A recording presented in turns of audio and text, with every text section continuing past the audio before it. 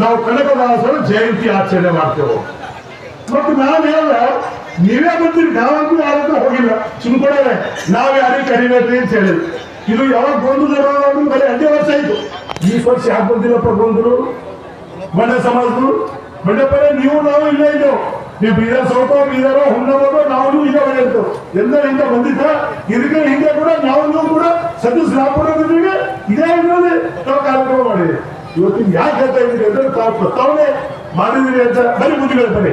ಅದ್ರ ಸಲುವಾಗಿ ನಾನಿಂದು ಪ್ರಸ್ತಾವನೆ ಮಾಡ್ತಾ ಇದ್ದೀವಿ. ತಮ್ಮ ನಿಮ್ದು ಯಾವಾಗಲೂ ಹೇಗಿದೆ ಅಂದ್ರೆ ಈಗ ನಿಮ್ಗೆ ಹಿಡ್ಕೊಂಡು ಹೇಳ್ಬೇಕಾಗಿತ್ತು ಅಂದ್ರೆ ಹಾಲ್ಮತ ಸಮಾಜ ಅಂದ್ರೆ ಹಾಲಿದ್ದಾರೆ. ನಾವು ಯಾವಾಗಲೂ ಕೂಡ ಅವರು ನಂಬಿಕೆಸ್ತರು.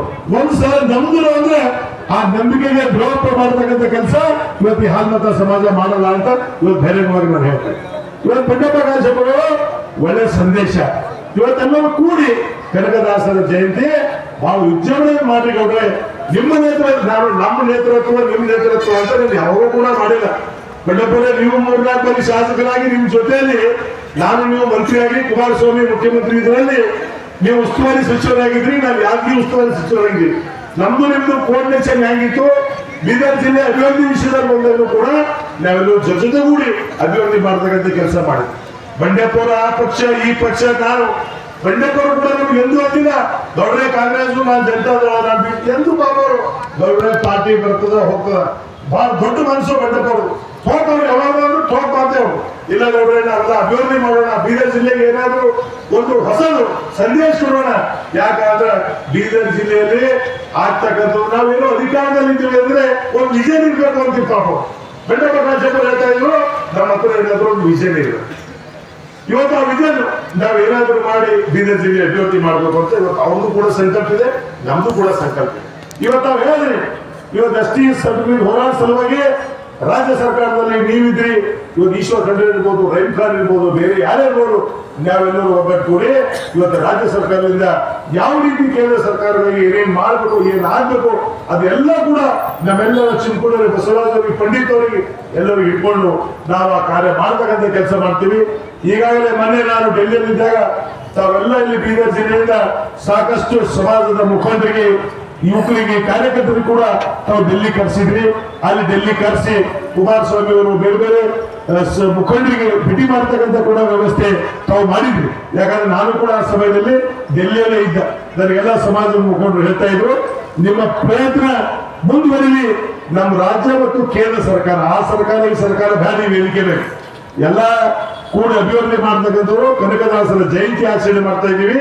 ಅದರ ಸಲುವಾಗಿ ನಾವೆಲ್ಲರೂ ಕೂಡ ಬರ್ತಕ್ಕಂಥ ದಿನದಲ್ಲಿ ಆದಷ್ಟು ಬೇಗನೆ ಕೇಂದ್ರ ಸರ್ಕಾರ ಆದೇಶ ಮಾಡಲಿ ಅಂತ ನಾವೆಲ್ಲ ಹೇಳಿ ಇವತ್ತೇನು ಈಗ ನೀವು ನನಗೆ ಹೇಳಿದ್ರಿ ಪಾಪ ಇವತ್ತು ಬಂದಿರಿ, ನೀವು 7ನೇ ತಾರೀಕು ಬರ್ರಿ ಪಾಪ ಬರ್ರಿ ತಮ್ಮ ಹಿತವಚನ ಹೇಳಿ.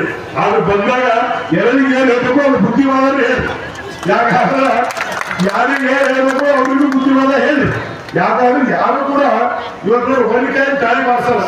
ನನಗೆ ಮಾತಾಡಿದ್ರು ಅವರೇ ಇದ್ದಾರೆ. ಅವ್ರು ಯಾರಪ್ಪ? ವಿನಾಯಕ ಬರ್ತಾರು, ಪವನ್ ಗುಂಡ ಅವರೇ ನನ್ನ ಮನೆಗೆ ಬಂದು ಸರ್ ನಿಮ್ ನೇತೃತ್ವದಲ್ಲೇ ಮಾಡೋಣ ಅಂತ ಅವ್ರೆ. ನನ್ನ ನೇತೃತ್ವ ನಿಮ್ಗೆ ಅವ್ರಿಗೆ ಕೇಳಿಸ, ನನ್ನ ನೇತೃತ್ವ ನಿಮ್ ನೇತೃತ್ವ ಅಲ್ಲ ಅಂತ ಹೇಳಿದ್ವಿ. 7 ಗಂಟೆಗೆ ನೋಡ್ತೀವಿ ಅವ್ರು ಫೇಸ್ಬುಕ್ ಒಂದು ಶಾಸಕರು 7ನೇ ತಾರೀಕು ಕನಕದಾಸರ ಜಯಂತಿ. ಮತ್ತೀಗ ನಾವೆಲ್ಲ ಹೋಮ್ ಸರ್ ಈಗ ಮತ್ತೆ ಊರೂರು ಅಧ್ಯಕ್ಷರು ಕೆಲಸ ಮುಂದುವರಿಬೇಕಲ್ಲ, ಅದಕ್ಕೆ ಬಿಟ್ಟರೆ ಬೇರೆ ಏನಿಲ್ಲ. ತಾವೇನು ಮುಂದಿನ ದಿನಗಳಲ್ಲಿ ತಾವು ಸಲಹೆ ಕೊಟ್ಟಿದ್ರಿ. ಎಲ್ಲರೂ ಒಗ್ಗಟ್ಟಾಗಿ ಸಮಾಜದ ಮುಖಂಡರು ನಾವೆಲ್ಲರೂ ಕೂಡ ಒಗ್ಗಟ್ಟಾಗಿ ಏನು ಕನಕದಾಸರ ಜಯಂತಿ ಬಹಳ ವಿಜೃಂಭಣೆಯಿಂದ ಒಂದಾಗಿ ಮಾಡ್ತಕ್ಕಂಥ ಪ್ರಯತ್ನ ನಾವು ನೀವು ಕೂಡ ಎಲ್ಲರೂ ಕೂಡ ಮಾಡೋಣ.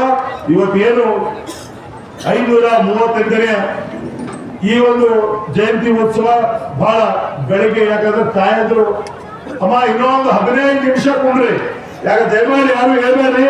ಅಪ್ಪಾಜಿಯವರು ಒಂದು ಆಶೀರ್ವಚನೆ ಮಾಡ್ಬೇಕು. ನಾವು ಕೂಡ ಅದಕ್ಕೆ ಕಡಿಮೆ, ಯಾಕಂದ್ರೆ ಅಪ್ಪಾಜಿಯವರ ಆಶೀರ್ವಚನೆ ಕೇಳಬೇಕು ಅಂತ ನಾವು ನೀವೆಲ್ಲ ಕಾಯ್ತಾ ಇದೀವಿ.